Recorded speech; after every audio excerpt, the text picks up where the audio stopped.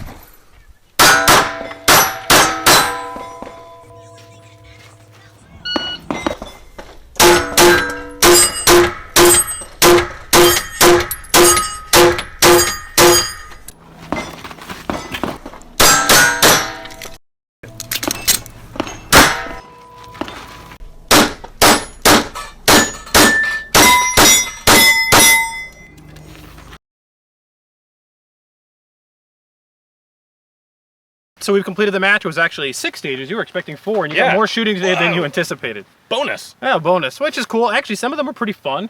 Some of them were a little higher on the round count side. Hudson, pretty much for me, ran flawlessly all day. I had 0 issues with it, no malfunctions. Yep.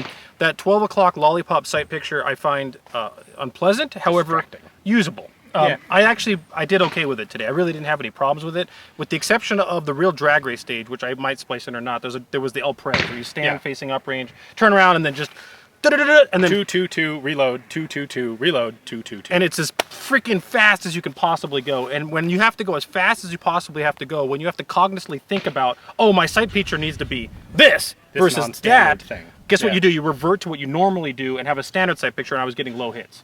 So that was the only place I would say that caught me.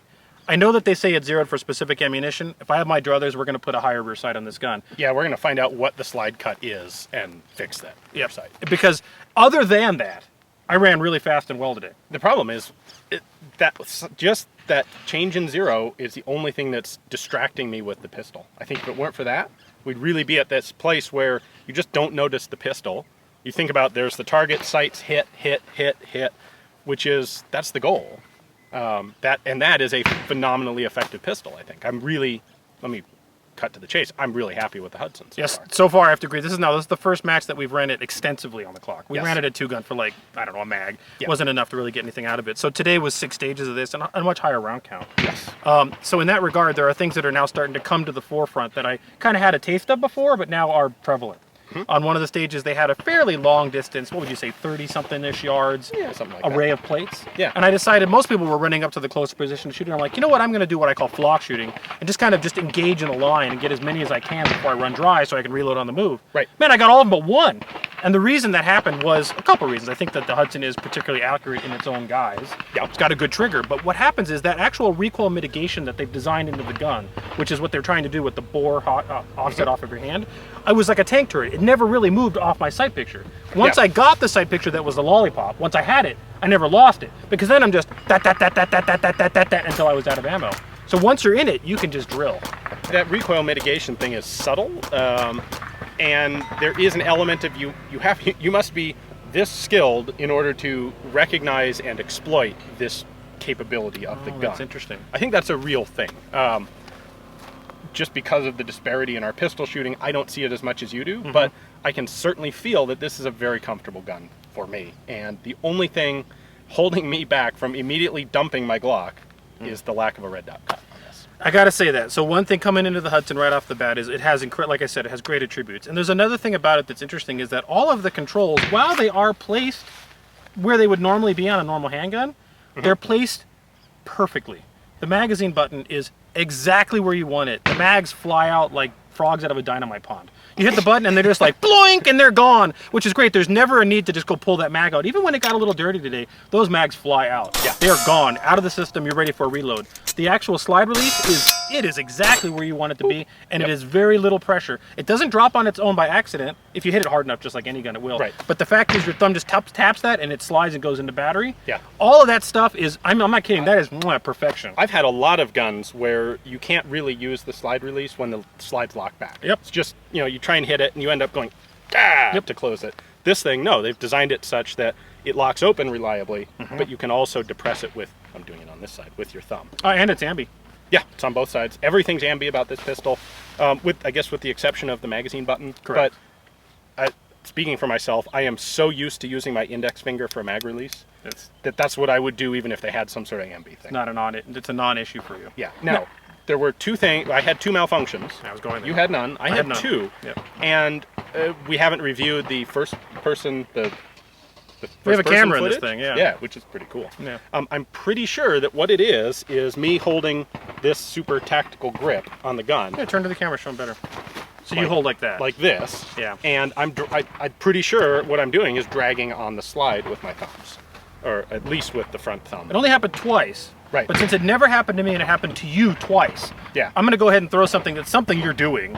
And you said the second time you go, I'm pretty sure my thumb was hitting that slide. I think it was, yeah. The thing is, I'm used to trying to force this high thumb grip, and on a normal pistol, your thumb's doing this, they're sitting on the slide. Yes. Because we've got on the frame.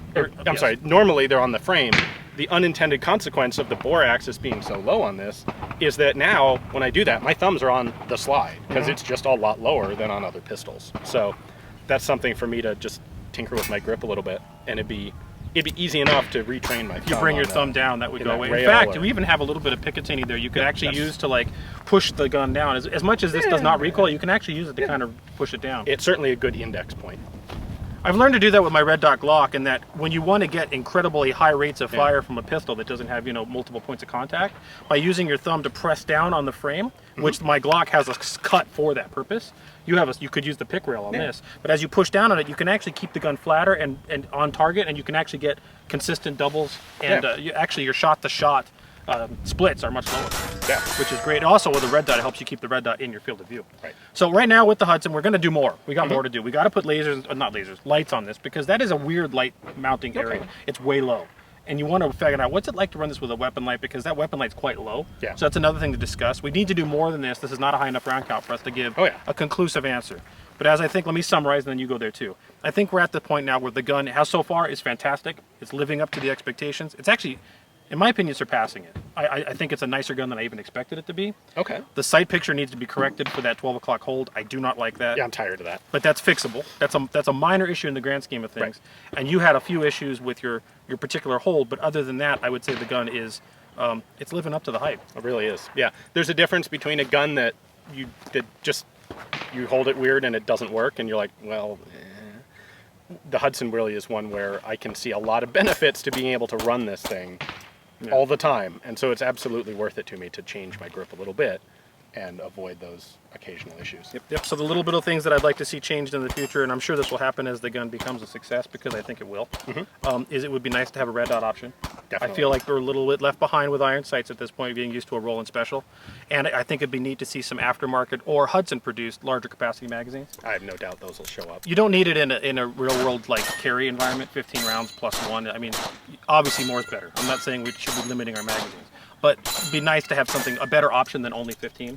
Plus base plates, longer mag, whatever. So when I come to a competitive environment, if I wanted to, I could have a 20-round mag. Right. I had magazine changes today on the clock that I just didn't expect, because I'm now used to running a 19+1 magazine, and so it just caught me off guard a couple times. Not the end of the world, but it's something to be thoughtful of. Yeah. But I mean, if you got a little bit bigger mag, put a red dot on it, holy mackerel, this gun's gonna. Yeah. It's freaking awesome. Yeah. Well, we're not done yet. There will be a bit more. If you enjoy watching this sort of thing on the web, please do consider checking out our Patreon page. We are entirely a viewer-supported channel here at InRangeTV. So if you can't support us directly, check out InRangeTV to find all of our different distribution platforms and share the content with your friends.